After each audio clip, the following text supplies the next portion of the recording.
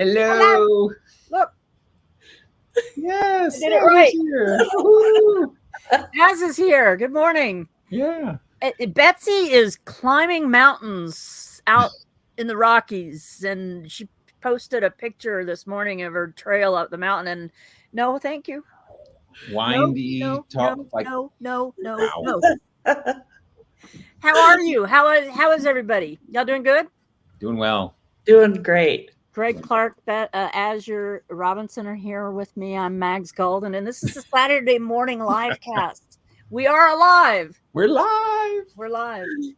And we have lots of fun things to do. I do want to point out something that Chris Whitten did a post this week about diversification on WikiTree. And I thought it was so on the mark about how WikiTree is the product of its volunteers and how the volunteers have different areas and interests, and how I really don't see WikiTree as just American centric, because I live in Canada and my goodness, we have 2 Canadian hosts here this morning. I don't see WikiTree as American centric, but I do know that there's a lot of European ancestors around the world. And so there's lots of European type stuff. But if you're interested, I don't know, Azure, if you can find that and put that link up for us. That's a really good post he did about how WikiTree has grown from a very core group of people to something so much bigger. We really, really are worldwide. We really are. As is evidenced in our, what am I going to bring up now? Question of the week, maybe? Yeah, there we go. Which is fun because there's answers in here from all over the world, which really speaks to the fact that WikiTree is so worldwide. And I talk about that in my talks, that WikiTree is such a big global family tree. It's such a big wide world tree. Question of the week is, have you found something surprising? Have you ever found anything surprising in your tree, Azure? Oh, yeah. Lots of surprising things. Oh, that sounds like that's something you don't want to talk about. Oh, yeah. I actually do need to do a video about this. My mother's grandfather, she didn't know who he was. We thought it was this guy. Turned out it was this guy. He was just going by an alias. So yeah. There's a lot of those this morning. There are. And Greg, what about you? Any big surprise?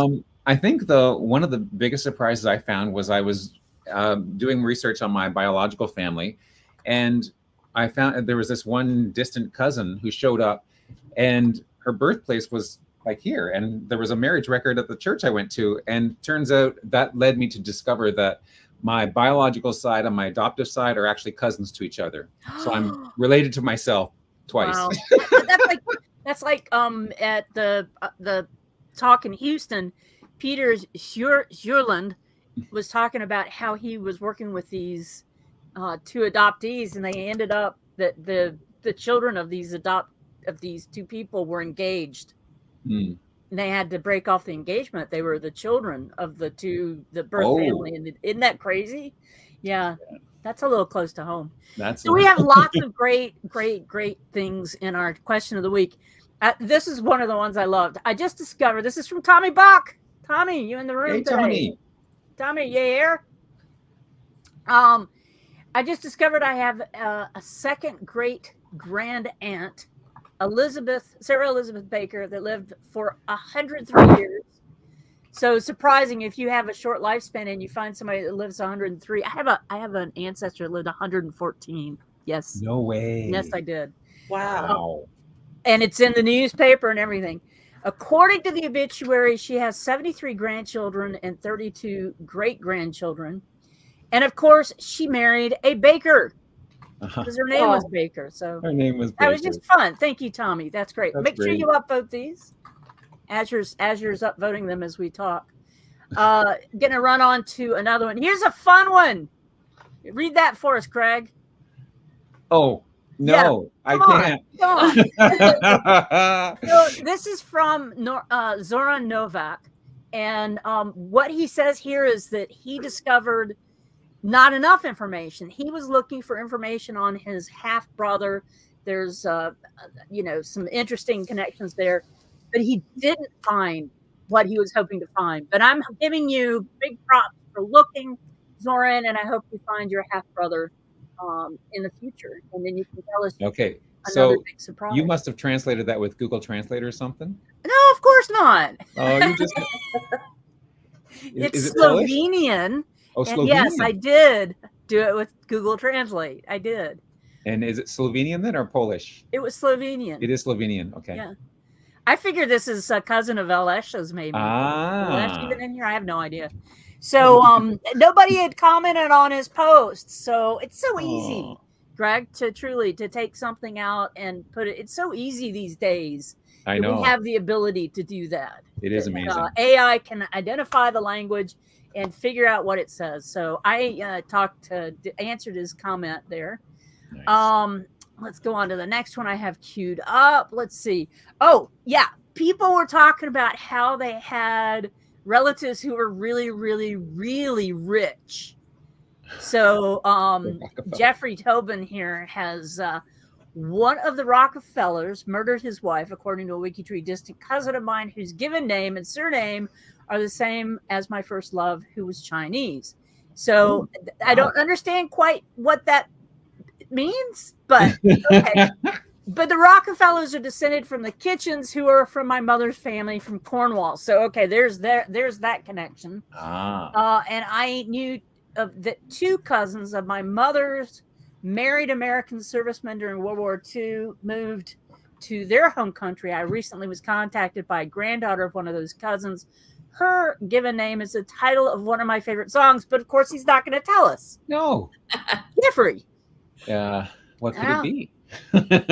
Could be Mandy, could be Lucille. What was her surname, right? No. Oh, was it surname? No, her given name. Given name.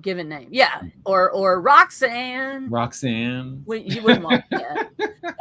Let's see. So Jack McDonald Hilton, he says, I was surprised at how many royal and noble lines I'm associated with.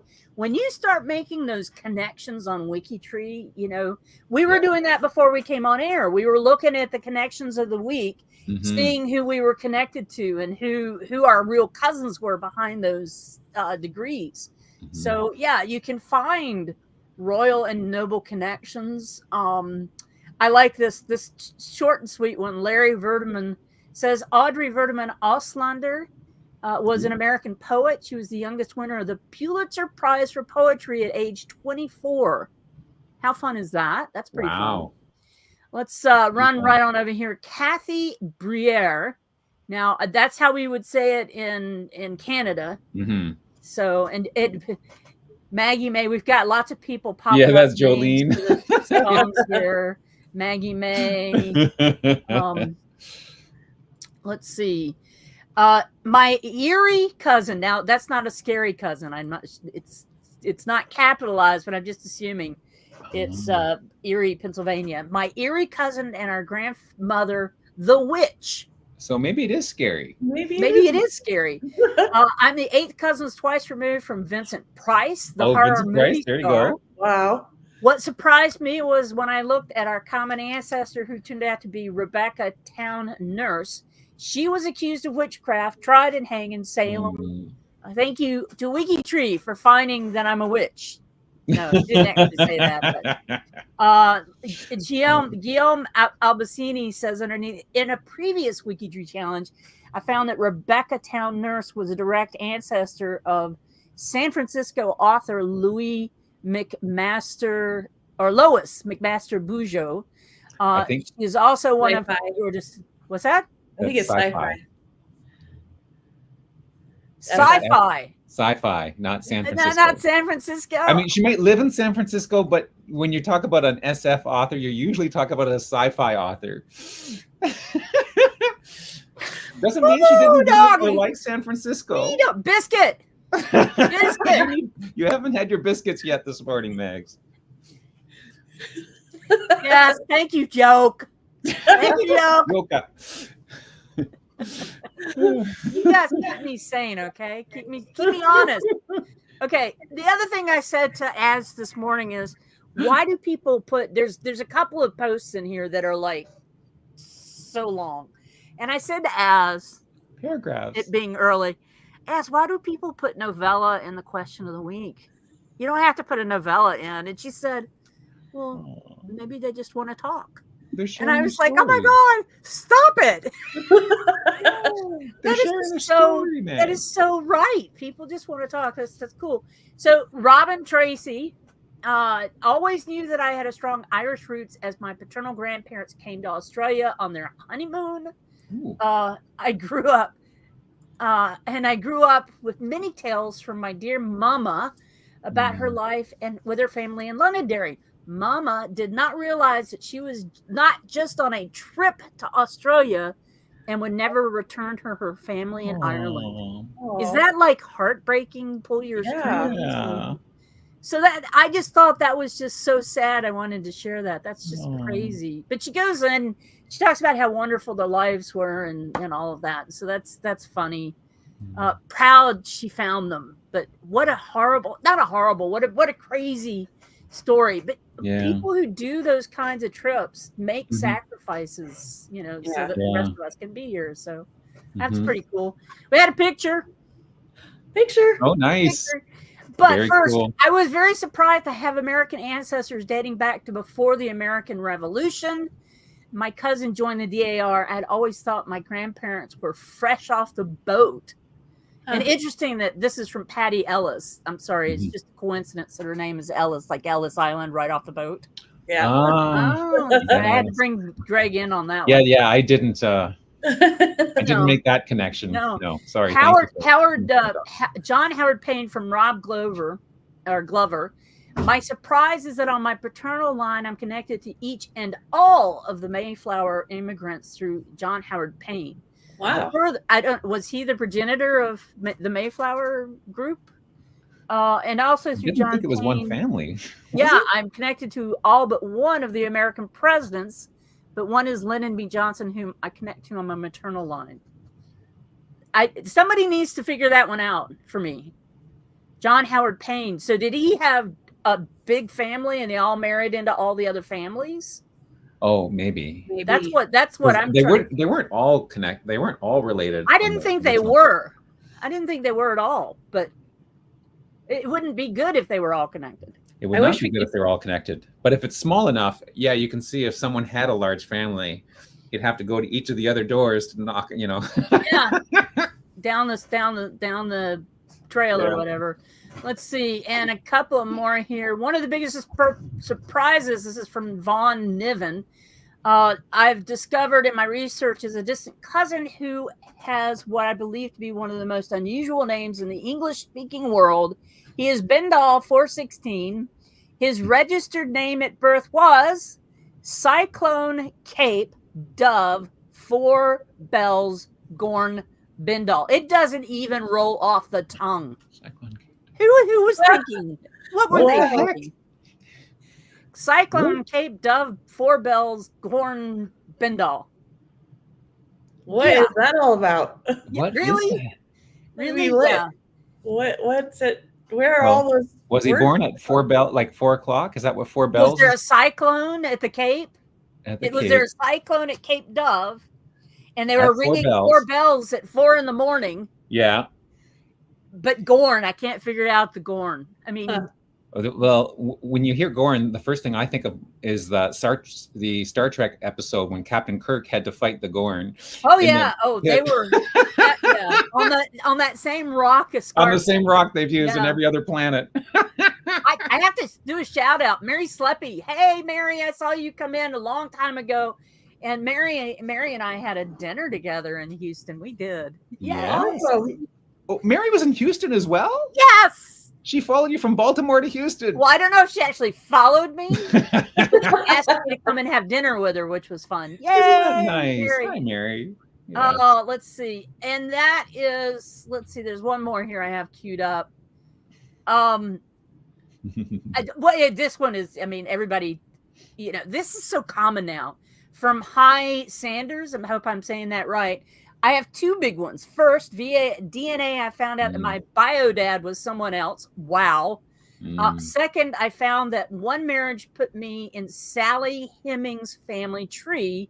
My great aunt married the 2 or 3 times nephew of Sally Heming. If you don't know who Sally Heming is, she was an enslaved person that lived and worked for Thomas Jefferson.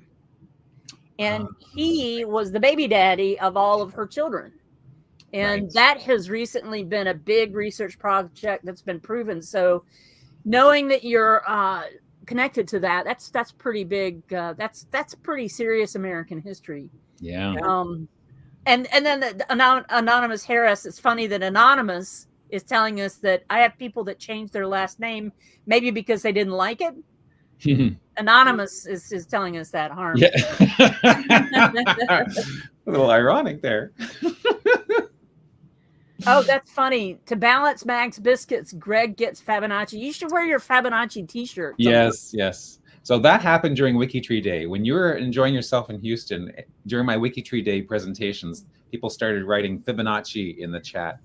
As my biscuits. Little do you know, we love Fibonacci on the morning. We talk Fibonacci numbers. That's all we do is we talk Fibonacci numbers all day long. That is the question of the week. Wow. That's it. Excellent. Yeah. Well, you already sort of led us into the, we're talking about connections. And so the connections this week are all political families. So which political family are you most closely related to? We have a whole pile of them because coming up this week is the 60th anniversary of the assassination of course, U.S. President John F. Kennedy, November 22nd, which is also an important day in our family because our youngest son was born on November 22nd.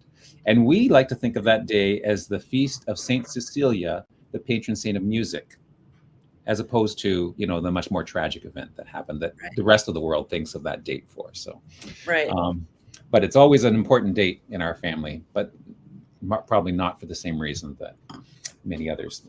I'm just gonna, I've got some of these lined up. So the first, this is not in the same order they were here. These are sort of random orders that I must have been clicked on. So the first, Azure, I see what somebody says we need Fibonacci t-shirts. I have a Fibonacci t-shirt design that I will give to WikiTree. I will make it. I will make it a WikiTree that I do. Okay. That's awesome. Yeah. All right. Very cool. So the first one is, the first one I pulled up here is Daya Pramata Megawati Setyawati Sukarnaputri. Can you pronounce that again, please? I think you missed. I might have missed a syllable. Daya Pramata Megawati Setyawati Sukarnaputri. I'm so impressed. So that's awesome. I did practice this one, and I went on YouTube to get the pronunciation. So now, of course, they could have lied to me, but I think that's how you pronounce her name. And I will not read it I will skip down to the English as opposed to the Indonesian biography. So Daya Pramata Megawati Setyawati Sukarnaputri, usually shortened to Megawati Sukarnaputri. Well, thank goodness. Yes, that saves a lot of syllables. She is from Indonesia, and it was an Indonesian politician, served as president from 23rd of July 2001 to October 20th in 2004, leader of the Indonesian Democratic Party of Struggle, the PDIP, one of the largest political parties, and the daughter of its first president, Sukarno. Wow. So there's the dynasty, or the political, what's it called? Yeah, the political family. Her father was a president. She herself is a president. She's been Indonesia's only female president ever, and only the 4th woman to lead a predominantly Muslim nation. Wow, that's something else. Because and you consider there's a lot of predominantly Muslim nations. I mean, there's lots of nations in the world, right? And there's a number of them that are predominantly Muslim, but having only 4 women ever to have led one, that's a pretty rarefied group to be part of. Also, the first Indonesian leader to be born after Indonesia proclaimed its independence from the Netherlands, as they were once a part of. And she was vice president before she became president, when the former president was removed from office. And it goes on there. So there we have our degrees for me on her. Oh, what she's about you? The farthest for me, 41 degrees. You have to go pretty far to make the connection. How many for you, Azure? 36. 36. Okay. How many for you, Mags? Yeah. Let's see. I am for her. I gotta find her. 36. Yep. 36. Okay. Next we have Jen Stoltenberg, who is from Norway, a Norwegian politician who served as the Secretary General of NATO since 2014 and was formerly Prime Minister of Norway between 2001, and then again 2005 to 2013. And I've got this little side panel open here because it also talks about, so he's the Prime Minister, he was the Prime Minister of Norway once, but his father, Thorvald, you know what, I'm going to do this. Yeah, I'm going to do that so I can read more.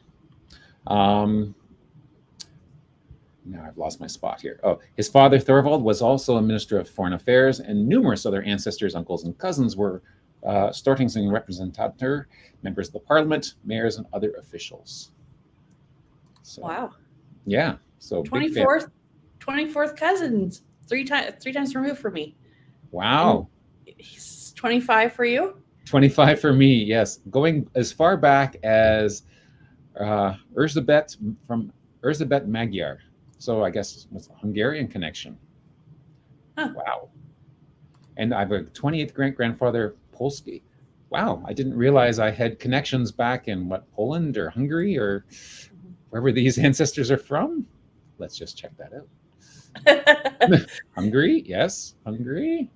And from Poland. Wow. Their last names did actually point to exactly where they came from. I did not realize that I had any relations in Poland or Hungary. Of course, well, we knew that. You guys knew that. Well, there you go. You learn something new every live cast, even if you're presenting it. Then we have Eva Perron. We're not going to sing the whole musical for you here. I have it queued up, man. The Mag's good. Don't cry for me, Argentina. I can't. Yeah. You don't want to get taken down for copyright infringement either, though. Yeah. Yeah, that was what, less than 4 seconds, right? Okay, there we go. Maria Eva Duarte Perron, born in Los Toldos, Argentina, and died tragically at 33 from cancer, I believe, 26th of July, 1952, in Buenos Aires, Argentina. First lady, and she was born, the fourth child born to Juana Ibagrun and Juan Duarte, all illegitimate. So does that mean that she was illegitimate because her parents weren't married to each other, and both of her parents were illegitimate? I don't know. Do you think that's what it means? So if I click on Juan, pretty scarce there. It says he's married, but it doesn't say a date or anything. And so, do you know that she had an interesting issue with her? Well, I guess she didn't because she was dead. Oh. She had an interesting issue with her corpse. Oh. Yeah, really? like remember we were talking about the Hollywood where they stole somebody's body after they were right. dead. Wow.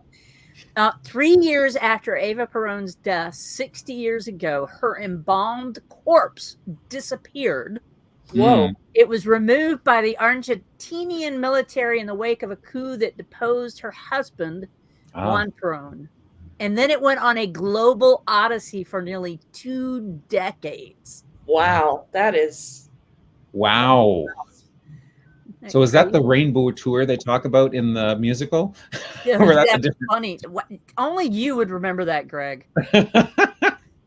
Oh, Greg, I think Lisa's answering your question. All siblings are illegitimate.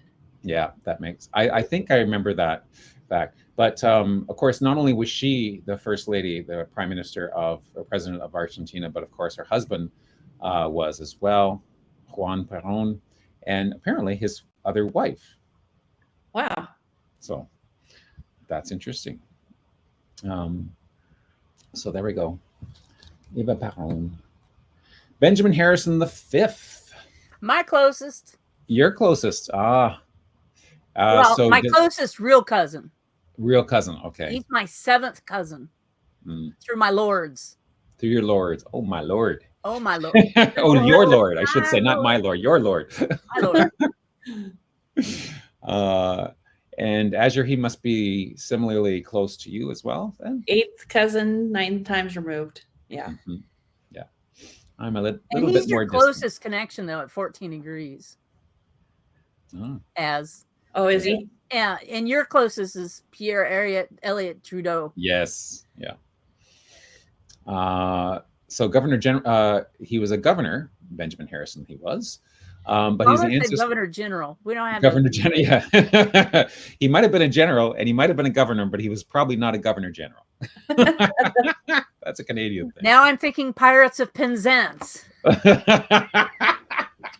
Yes. Not past 4. So he was born in 1726 in the Berkeley Plantation in Charles City County. Charles City County? Yep. That's interesting. Mm-hmm. In Virginia, and passed away also in Virginia. He's the ancestor of U.S. President and Vice President.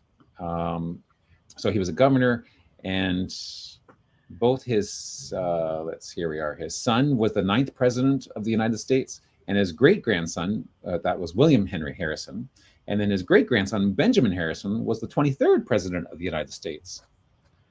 And there are, of course, many more connected family members in politics, including the Carter, Nicholas Burwell, and Page relatives. Carter as in Jimmy Carter? Is he a direct descendant? Question. I don't know. One wonders. I'm sure someone in the chat will help us out with that. Doing the research. So here's an interesting little bit of genealogy math that I'm seeing here. So his son was the 9th president. His great-grandson, so his son's grandson, was 23rd. So that means in 2 generations, you went through 14 presidents. Does that make sense? I mean, the math works. So 2 generations equals 14 presidents. So 7 presidents per generation. Every 4 years, so. Though, how often do they do double terms, right? I mean, double term is your maximum. Yeah. Right. Yeah. You can do 2 terms, whether they're consecutive or split apart by years. Oh. Yeah. So even if you do 4 terms, then you're off and then you're back. You can't go off and then back for a 3rd one. 1 term, 4 years, or 2 terms. You're limited to 2 terms, which would be a max of 4 years. So it's just 2 terms. Because 1 term is 4 years. So right. I had to correct your math there. Or your assumption in that equation. Yeah.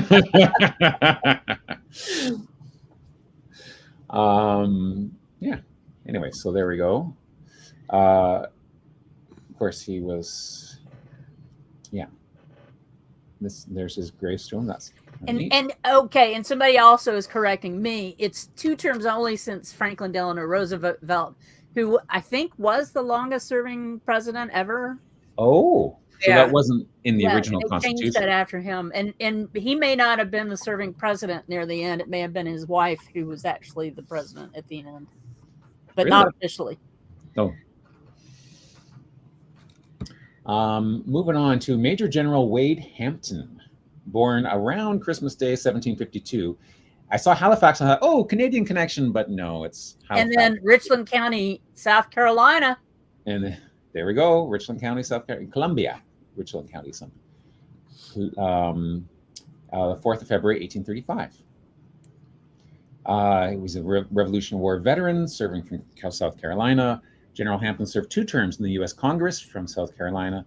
He was a planter and a slave owner. And according to the wiki, and here it was said he was the wealthiest planter in the U.S. and possessed some 3,000 slaves. That's just hard to believe. Wow. Yeah. This plantation was known as Hampton Preston House, purchased by Wade Hampton I. I have a ghost story about that house. Wow. Now, Wow. interesting here, it says, so in the research notes, which isn't a main section, it's just sort of bolded here, but probate records need to be looked for to find more of the enslaved, and the following census records are just a beginning. A plantation not first space page, free space page also needs to be created. So that's an important research note that some people will follow up on. And what does it say here about him? So here's a list. He has a long list of relatives in the dynasty. His son served under Andrew Jackson. His brother-in-law served in the Congress and the U.S. Senate as a South Carolina governor. His grandson, his father-in-law, also South Carolina governor. Actually, more people in the family. There's because he's the fifth, right? So the seniors, the thirds, and all are all his. Wow. So lots and lots of Wade Hamptons in this family. And a lot of people are named Wade Hampton. Really? Yeah. Oh gosh, yes. Like still? Yeah. Well, I don't know still, but back in the day. Yeah. Interesting. He's my fourth cousin, 7 times removed. Woohoo! I should. So what's the ghost story, Megs? That PBS, the South Carolina Educational Television, was doing a ghost interview. They were doing a ghost hunt at that mansion. Wow. And so it was Halloween night, and some friends from college and I went and parked in front of the mansion and was listening. We were listening to the radio show in the car while they were doing the stuff in the mansion. And all the lights on the outside of the mansion were on, and all of a sudden they shut off. All of the lights shut off, and they had all the lights inside already off because they were doing a ghost thing. And it freaked us out so much that we left. And I talked to a friend of mine was working on the show, and they said they never saw the lights outside turn off. Whoa. Ooh. Scary. Yeah. So Jimmy Carter and Benjamin Harrison V are 8th cousins, 7 times removed. Ah. Okay. Ooh. Oh, and I was looking at I was going to look at Wade Hampton to see if I'm actually related to Wade Hampton. You would think I would be, but nope. Yeah. South Carolina, all those. Nope. Okay. Then we'll move across the pond. Winston Leonard Spencer Churchill. I'm related to Winston. Yeah. Me too. Yep. 11th cousin. 11th cousin. Oh, same here. 6th cousin. 6th cousin. Wow. Who? Where's your connection that you short-circuited the rest of us? We share great-grandparents, Sarah Gilbert Howe and Zachariah Howe. Oh, wow. 16. How? Very cool. So, of course, he was the 61st Prime Minister of the UK and also the 63rd Prime Minister. He apparently really... Oh, actually, no. He was in government for both wars. He was in his early years of in the First World War. He was in the government. He was where was it? What was his? He was Home Secretary. That's it. Home Secretary, and then First Lord of the Admiralty, and that was his position in the First World War when it began in 1914. But then after defeat, his strategy with the Royal Navy led to a defeat, and that led him to resign in 1916. So, which was too bad. But then, of course, they called him back during the Second World War, taking over from Neville Chamberlain, despite having a heart attack in 1941 and battling pneumonia in 1943. But, he just kept on going. And then again, he was called in 51 to 55 as prime minister. So, And if you watch The Crown, you know that he was also a painter. He liked painting and writing. Of course, he would be a great public speaker and historian. So, very interesting man. Lots of great tribute. And his dynasty, of course, was not only his own serving twice as prime minister, but his father's son and grandsons were also politicians. So, lots from there. Moving on to Marie-Françoise Sadi Carnot, who was born in Limoges, Haute-Vienne, France, and then died on the 25th of June, 1894, in Lyon, France. So he's most commonly just known as Sadi Carnot, and he was the Président de la République Française, so the President of the French Republic, after France declared itself a republic and got rid of the royalty. So if you want a quick refresher on what's happening, so we're talking the French Revolution here, and let's make that one a little bit bigger. So in 1789, the Bastille was stormed, and that's when they captured Louis XIV and his wife Marie Antoinette at the cake, famous for that line, and both eventually succumbed to the guillotine. In 1792, the French Republic was established, and then he became, president in 87. So in my mind's eye, I'm watching a guillotine chasing them around. I'm with the guillotine, sorry. That's right. French Republic was established, and then the Reign of Terror begins. Wait a second.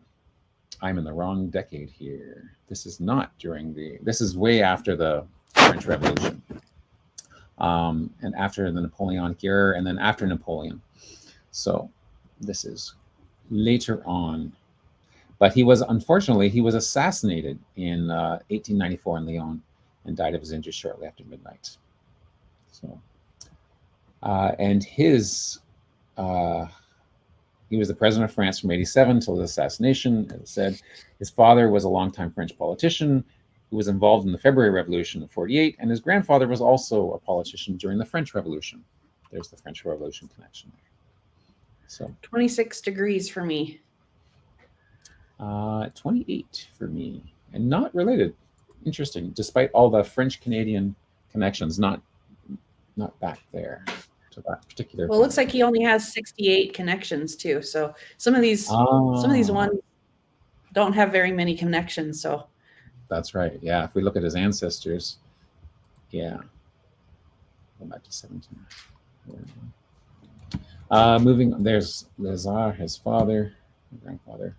Then we have Cory Aquino, Maria Corazon Sumolong, Corazon Aquino, 11th president of the Philippines, first woman to hold the office, another first woman title, and the first female president in Asia.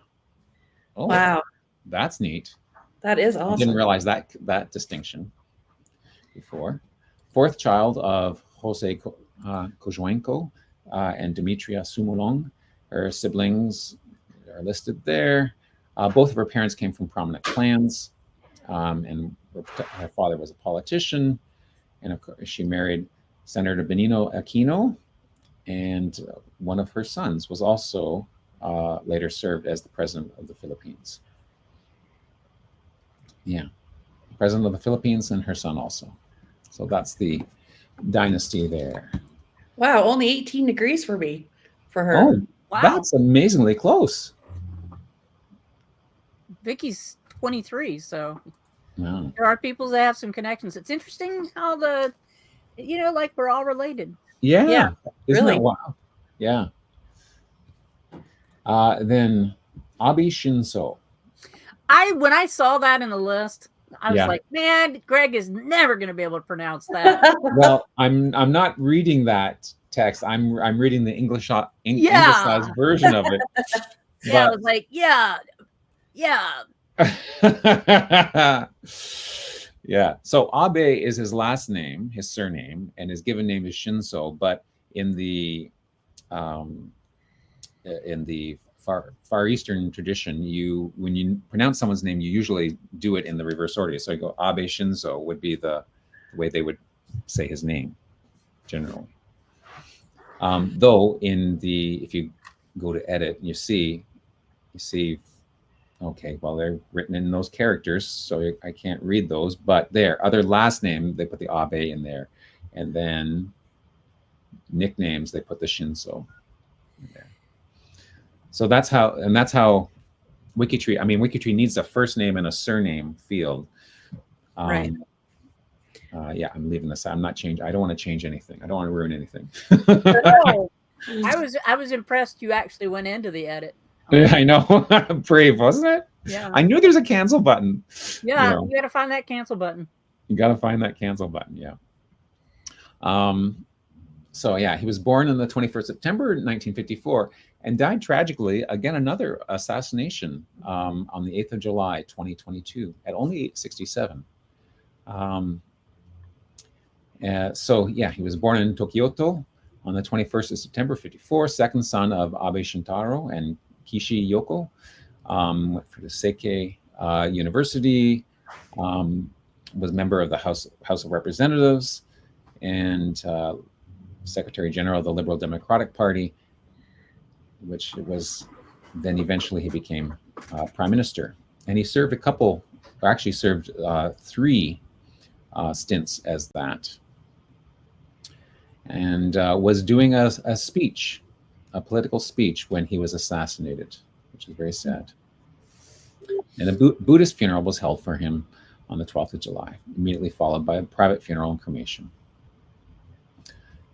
And along with him, besides himself, he was 2-time Prime Minister of Japan. His grandfather and great uncle were as well. I didn't know that. Mm-hmm. The things you learn on the Saturday morning livecast. Yeah. Always something new to learn. Yeah. So there's always something. There's his father, who was also a Japanese politician, Minister of Agriculture, Chief Cabinet Secretary, and Minister of Foreign Affairs and International Trade. And his grandfather was a Japanese politician, served in the House of Representatives. Abe. Yeah. Nice. Yeah. Thank you, Greg. You're welcome. Then we have Timothy Daniel Sullivan, who was the Lord Mayor of Ireland eventually, son of Daniel and Catherine Baylor Sullivan, married on the 6th of July.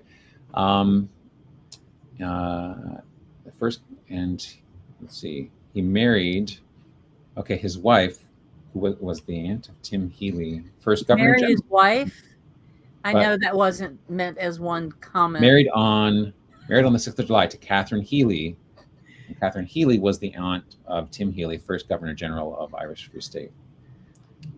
I was thinking, wouldn't that make him the uncle? But I guess they're talking about the biological, so it's one of her siblings' sons was the first Governor General. They had 17 children. Look at all those children. Wow. Ouch. Yeah. Ouch. Did you say ouch? I said, wow. Yeah, okay. I think that's probably legit. I said, wow. Reaction. Genealogically, the thing I find most interesting about this, it's interesting that he's Lord Mayor and he has other connections here. Son was Chief Justice. His grandson was a politician, one of the dominant figures in the 1920s, and his great-grandson, Tom O'Higgins, served as Chief Justice of Ireland as well. But there's a note here that at least two of these children went on to marry extremely close relatives. So one of his daughters married her double first cousin, Tim Healy, so that Healy family, and another one married the couple's Timothy married this couple's daughter, who was both his niece through his mother and his double first cousin once removed through her father. Wait, what? Not surprising. No. How many toes do those people have? Yeah, not surprising. This marriage needed a special dispensation to go through, and I just used my Ancestor Webs app to show you. Just circles? This it's not the Circles one, but it's the Ancestor Webs app. But, No, I'm saying is the Ancestor Webs just in circles. oh yeah, it's just in Circles. Yeah. So this is which one was the? So Maeve Mary Healy is where's Maeve? So this couple's. Oh, anyways. So there is Maeve Mary Healy, and you see how she's related to Thomas Healy there, but also to the Sullivans on the other side. And there's Timothy Sullivan. Look at all those connections with each other. Wow. That's the husband and wife that was mentioned there. So the one that needed the special dispensation. Like, this isn't going back. Like, remember when I demonstrated this app, I had to go back 9 generations to find the one connection between Chris Ferriolo and myself. This is only 5 generations, and there's all these. Yeah. Ireland is an island. It's a small island, I guess. It's not a small island. It's not. The final one is Joseph Philippe Pierre Yves Elliott Trudeau. 7th cousin, closest connection and closest cousin to me in this week's profile. 7th cousin, twice removed. He's my 16th cousin, but he's my 16th cousin. Oh, yeah, 7th, twice removed for me too. Mm-hmm. Now, do we share the same grandparents? Margaret Ardan Gravel, and there's another 17th, Margaret Deniers Legge, Legh. What about you? Since we're both 7th cousins, twice removed, I wonder if we have the same. Oh, well, look at a lot of choices there, but oh my goodness, woo! Crevier, Madeline Crevier, and Charles Lemaitre. Listen to her pulling out the French pronunciation. Yeah. I don't know. Anyways, that's cool. He was, of course, prime minister. He was prime minister of Canada twice, from 68 to 79. So he had an 11-year run. That's pretty good. Actually, during most of my childhood, he was the prime minister. When I was in elementary school. Didn't he visit Yoko and John Lennon in their hotel in Montreal? Didn't he go and visit with them while they were there? Yes. Yeah. And there was been lots of stories. He did lots of things. And then again, he came back from 80 to 84 as the 21st prime minister. Joe Clark had a very brief stint in between there. But of course, this biography is en français, premièrement, but we'll slip down to the English version. Born on the 18th of October in 1919 in Outremont on the Montreal Island. 4th great-grandson of another Pierre-Joseph Trudeau. He was a lawyer, he was an author, he was a university professor, but of course he's best known as a politician. He was involved in political activism early on with a strike by asbestos miners for their rights in 1949. And then he became a journalist for the Cité Libre in Montreal. And then it was in the later 60s that he joined politics and ran for the Liberal Party, eventually taking over from Lester B. Pearson, who was the prime minister before him. Of course, he was always very controversial in during his tenure as prime minister. One thing that he did do is he changed the laws. He decriminalized homosexual relationships, and he had a very famous speech. And the line that he used, which is very famous, is the state has no business in the bedrooms of the nation. Very important, and be nice if everyone, stuck to that motto, which makes a lot of sense. Then what most non-Canadians probably don't know about, but there was something called the October Crisis. Two high-ranking officials in Quebec were kidnapped by what was called the FLQ, which was basically a terrorist organization that wanted Quebec to separate it, and they were using terrorist threats and kidnapping, and eventually one of them was in fact murdered, and there was bombings and stuff. And to combat that, he had invoked what was called the War Measures Act, which basically invoked military law for a few months until they arrested and the people, but that was very controversial at the time.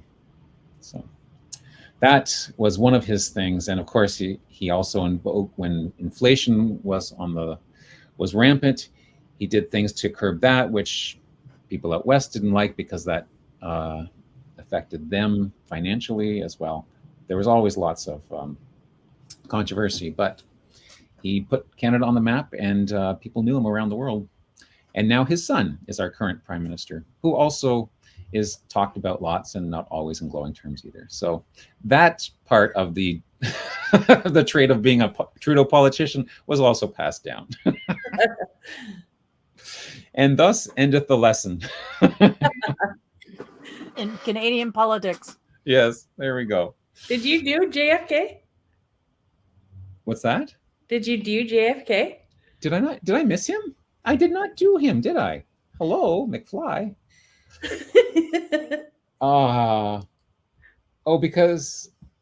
I just clicked on these ones here. I didn't click on hello, McFly. There we go. John Fitzgerald Kennedy. Yes, the one we were supposed to start with. No worries, we're getting to him now. Thank you, Azure. Save the best for last. Oh, that's right. President John Fitzgerald, or Jack, JFK, born the 29th of May, 1917 in Brooklyn, Massachusetts, United States of America, died, sadly, the 22nd of November in 1963 at only 46, Dallas, Texas. 35th president, of course, taking over from Dwight Eisenhower and succeeded by Lyndon Johnson. And of course, he was a senator from Massachusetts prior to that. And his father was an ambitious politician. So that's the dynasty. Well, of course, his father was a politician, and then lots of others in the family, of course, were politicians. He married the daughter of the mayor of Boston, Rose Fitzgerald. I hadn't realized that his wife was also the daughter of a mayor. So, there's politics on that side as well. Yeah. Joe was not a politician, but no, I don't think he was. Wasn't he the ambassador to Great Britain? Oh, that was later. Yeah. No. Yeah. Okay. Yeah. You're right. But he was a big time. He ran during the 1920s. He was a bootlegger kind of guy. Oh, he was a multimillionaire. So before he became ambassador, he was. He had questionable business dealings. And a bootlegger. So. Oh wow. He was not a politician. But one of his things was that he decided that the politicians would be the ones with the power. And so that's why he was grooming his children to be politicians. But it turns out that the politicians aren't the ones with the power. It's the businessmen with the power. So he missed that by a bit. Oh, okay. Politicians only think they have power. They think, yes. I didn't realize he was born with something called Addison's disease. Yeah, I didn't know that either. He was given last rites at his birth. Yeah. Wow. That was new for me too. Chronically ill during his childhood, suffered severe cold, flu, scarlet fever, and other undiagnosed diseases. Missed lots of school. Bookish in high school, reading ceaselessly, but not the books his teachers assigned. Oh, well. He's not alone in that, I'm pretty sure. Went on from Choate and Princeton to Harvard University in 1936. And then, of course, he had his career in the Navy and got a Purple Heart for rescuing some of his fellow sailors from PT-109 when it was rammed. And then, of course, on to being president and, sadly, the assassination. And here we're looking at his family. Okay, it doesn't say all the other different connections, but like his brother and his brother, yeah, son, yeah. But I'm pretty sure his father was ambassador to. Yes, he was. He was served as ambassador, the first Irish Catholic ambassador to England and he served until 1940. Right. But he was not a politician. So that you don't count an ambassador as being a politician. No. I guess not, eh? No. No. Because they're supposed to be, but I guess more neutral. Is that right? Yeah. Mm-hmm. There we go. Okay, I stand corrected, and now I'm done. Sorry, Azure. No, thank you. Who?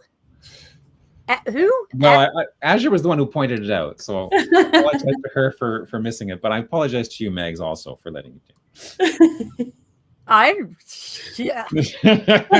I'm so offended. Biscuit. Biscuit. If I had a biscuit, I'd be throwing biscuits at you, man. Yeah, that's right. And I'd be dipping them in my coffee. If I had a biscuit, I'd biscuit in the morning. Go ahead. We're just being rude. Oh, we are. Okay, we have 2 photos for the 12 months of photos, November, which is the theme is pets. So the first one is from Karen Carter. She's sharing her photo of their black lab, who they named Fonzie. Aww. So there's Fonzie with the kids. So that was really sweet. 1979. Mm-hmm. And the next one is from our own Betsy Coe. She couldn't be here today, but she shared a picture. Isn't this adorable? That's adorable. Sweet. So her aunt just shared some photos with her that she just got. And so this is her maternal grandfather, William John McMurray. Nice. So after this photo, he would come to adopt the nickname Jack, but I'm not sure what he was called as a child. We also don't know the name of the dog, but they sure do make a cute pair. They do. That is so adorable.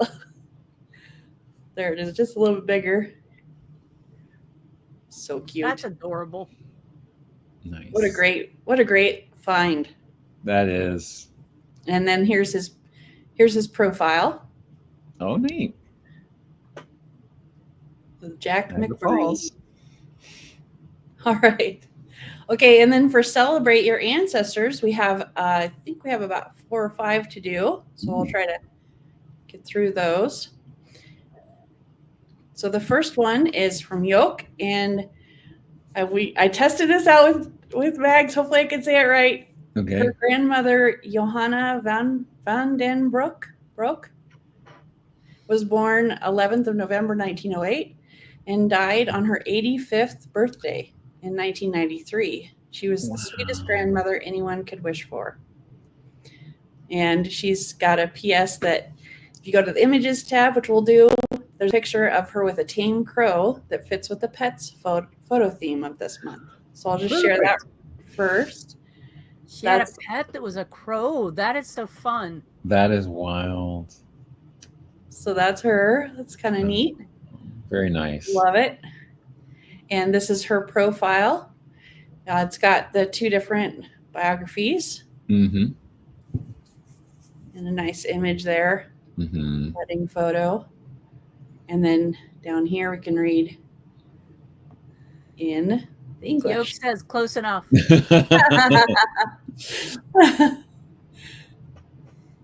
All right. So thank you, Yoke, for sharing that. That was really wonderful. We love seeing all those pictures and hearing about people's ancestors. And Sue Carta is nominating William Clifford. Here's another one, Janeri 4, birthday of November 3rd, 1902. So she says she received a graduation announcement for her granduncle Will. These items, the photos on the profile, were mailed to me by my cousins Phyllis, and looks like it's off. Yeah. Can't read the rest of the comment. So we'll just go to the profile. The entire Wheaton High School class of 1921 is listed in the class roll. So it motivated her to do find the photo of William and add it to his profile. So here's the profile for William. Oh, my 9th cousin. Oh, nice. Okay. Isn't that always fun when you pop on a profile? And, oh, yeah, we're related. Yeah. And there's something I just wanted to point out. She says to zoom in on the photo, and that's part of the WikiTree browser extension. You have the ability to click on the corner there where the little magnifying glass is, and it zooms in for you. Mm-hmm. So that's really nice. That is really nice. Ability to see that image that she's got scanned in there. So all the people's names. Yeah. Mm-hmm. Very cool. All right. And then next up we have Chris Wine is nominating David Smithy Wine. He's one of her favorite wine ancestors because of all the stories I heard about him. Mm. She's very proud what he did during the Civil War and exceptionally proud of his children gathering around him to protect his life when the Yankees tried killing him for saving the lives of both Confederate and Yankee forces. Oh. And he was also a famous fiddler in West Virginia, taught many people how to play the fiddle, no matter whether they were black or white. Mm. She says they even wrote a song about him many years ago, and then she has a link to her blog. So you can learn more about him there too. So that's really cool. And the song, I think this is right down here, 1862. So she has that there too. So that's really cool. Very cool. Thank you so much for sharing that. Yeah, Chris is here, by the way. Yeah. Oh, good. And this is the profile of Dave Smith Wine. Just a really great profile. It's noted at the top that his biography was compiled and written by Tara Roy, third great granddaughter of David Smith Wine. Chris says that's also not her blog, but a family blog, I'm assuming. Nice. Well, thanks for sharing that. That's really great. Mm-hmm. Okay, the next one we have up from Pat Miller. Great picture, by the way. What a beard. Yeah. Nice. Second great grandfather's birthday, November 18th. So that's today. When the railroad came to New Brunswick, Canada in 1857. That's today. Yeah. James Hawley Bartlett joined a year later and worked as a conductor for the next 25 years. So he was born 216 years ago today. Mm-hmm. Wow. I had railroad men in my family. Mm-hmm. Yeah, me too. Mm-hmm. You too? Yeah. Yeah. I have a grandfather who was. So really great profile. Definitely recommend checking that out. She's got some really great pictures shared on here. And she has outlined here where on this map the residence for James Bartlett.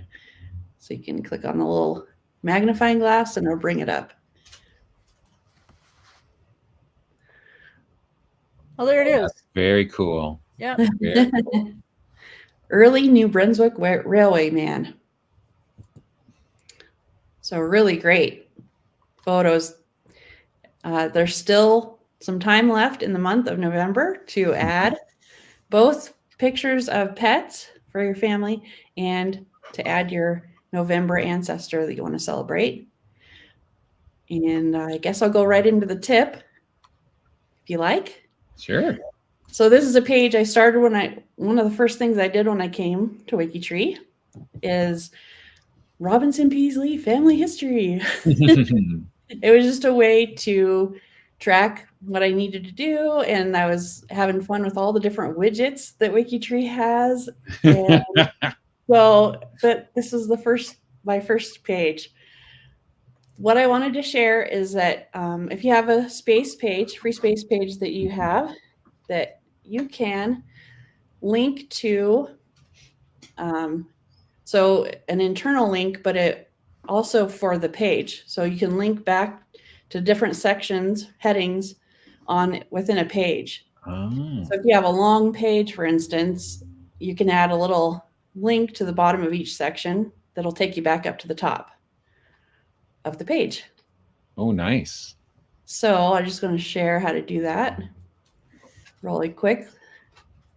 So I'm just going to go in and edit.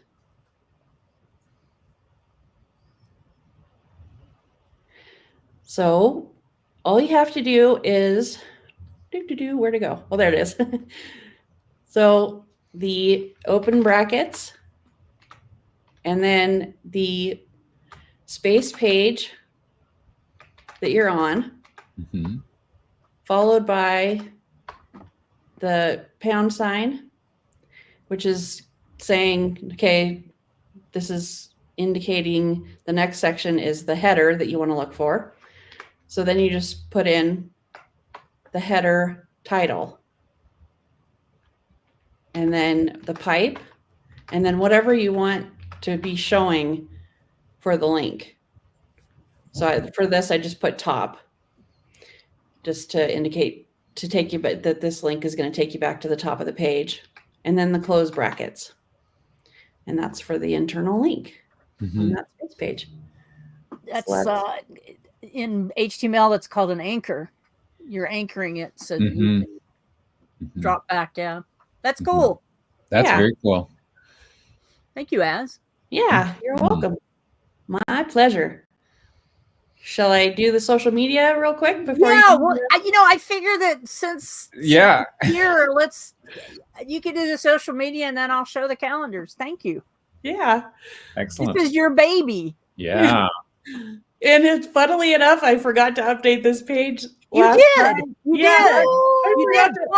But if you scroll down, I was looking earlier. If you scroll down, something automatically updated. The question of the week, no, that would have been last week. Nigeria, was that none of it updated. Yeah, this is all last week's stuff. So sorry about that, people. I forgot to update it for the upcoming week, but this is this week. But you can still grab it.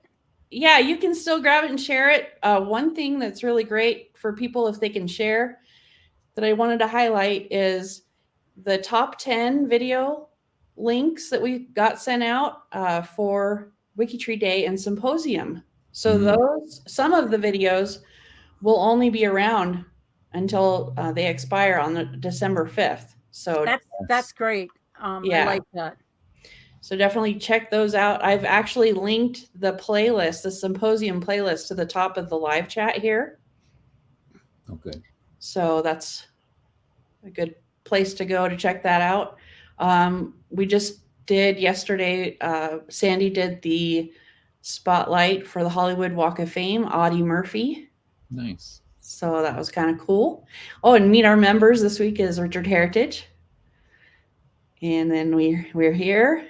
And then we'll also find the links for the 12 photos, the Celebrate Your Ancestors, and the 52 Ancestors, which Chris Ferriello does. And the LiveCast.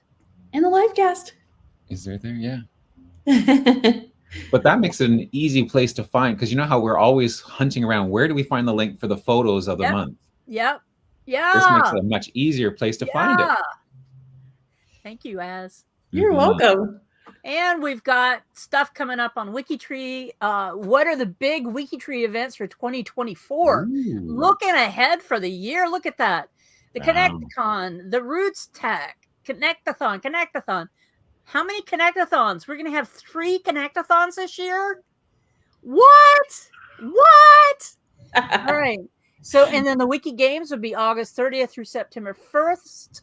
The Sourceathon, again, that's a different, it's the Sourceathon, not the Connectathon.